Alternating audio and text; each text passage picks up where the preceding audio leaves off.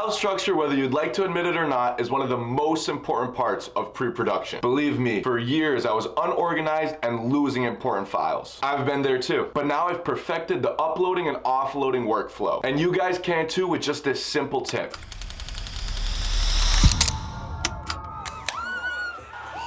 Alright, what's good guys? Welcome back. Today I'm going to be changing the way you look at file structure and organization forever. And the super easy way we're going to do this is by introducing you guys to the dummy/template folder. Hopping into my 12 terabyte hard drive, here we can see my past 2022 projects. Along with these projects, you can see an example folder. That's what we'll be focusing on. Inside of this dummy/template folder, I have all of my file structures with empty folders within them. This is personally the way I like my folders organized, folder by folder. And if we look inside of these, you can see that they're all empty. Meaning that when I throw my SD card in after a shoot, I can copy and paste this exact file structure, go into 2022 on a different hard drive, type in Coastal Carolina, paste this file structure inside, and now I can organize everything and drop in the footage where it needs to go. I can dump all my footage into here. So we open Coastal Carolina Theater, A7S3 video, drop that stuff in. And if we took any photos, we put the raw in here, and then once the photos are edited, we throw it in the edited folders. And what's best about this is this file structure, once you start to implement it, will be uniform across all of your different projects. This would save you from having to do this every time. Coastal Carolina, final video, photo, video, raw, edited,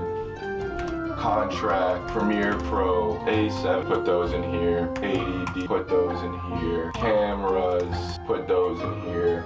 As you can see, having to do this every single time is super cumbersome and it gets really complicated once you start shooting on multiple cameras. Not only does this save you time with the uploading of the footage and keeping it super organized, but when a client needs a revision, whether it be a week, a month, or a year later, now you can confidently know where the file is and make it super accessible. Let's show you guys an example of that. If I click on any one of these, we go into January 28, we have the final video here.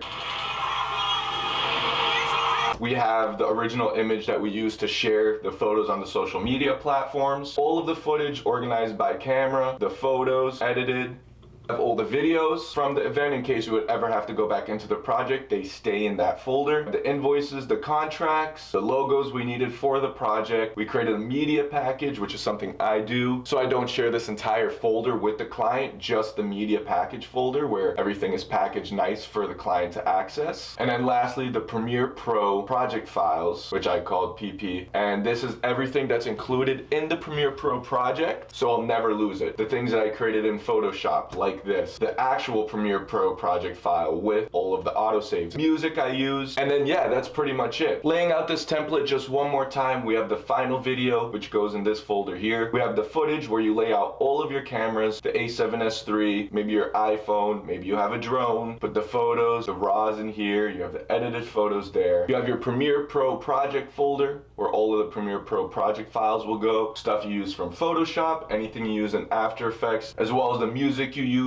inside of the project. We have the invoice, the contracts, the storyboard, the quotations for the project, any logos you'll be using, and then lastly, my personal touch that I really like is the media package. Lastly, I wanted to talk about how I'm able to securely and safely store my footage and projects. My personal solution is as follows. I have two of these 12 terabyte Seagate hard drives, one right here, which is all of my backups that I securely put in a safe location away from my computer. Then I have another one connected to my computer right here, that same 12 terabyte Seagate hard drive. And then for my third hard drive, this is where I keep my current projects. It's a smaller 2 terabyte Samsung T5 drive. The reason I use that is it's much faster than those drives right here, and it's nice to separate my ongoing current projects from projects that I've completed and can safely store away. For convenience, the products that I'm talking about are going to be linked in the description below in case you want to check them out for yourself. What I do once a project is filmed, it'll go on both the Samsung T5 small drive and the 12 terabyte big hard drive. Now that the footage is backed up, I can securely work on it on my smaller drive. I can move that completed file onto the larger hard drives and then erase it completely from the smaller drive, so I can make more room for ongoing projects. Now that it's completely off of the small drive and onto the larger drive, monthly what I'll do is take that larger drive and back it up with another one that I have secured far away from my computer, and I'll do a whole backup and mirror this backup. Alright, now let's talk about the backup software that I use. use. For ensuring safe duplicate mirrored backups, I use ChronoSync. And I am not an expert at backups by any means. This is what I've used for the past couple years and it works seamlessly for me. What ChronoSync will do is it'll create a mirror of this exact hard drive and copy everything mirrored exactly onto another drive. And I'll do this once a month to ensure that all of my projects are safely and confidently backed up. Wrapping up the video here, I hope that I was able to help you with your folder/file structure. If you thought this was helpful and you end up using it, please let me know in the comment section below. And with that being said, I hope you guys enjoyed the video and I'll catch you guys in the next one, 12 p.m. AST.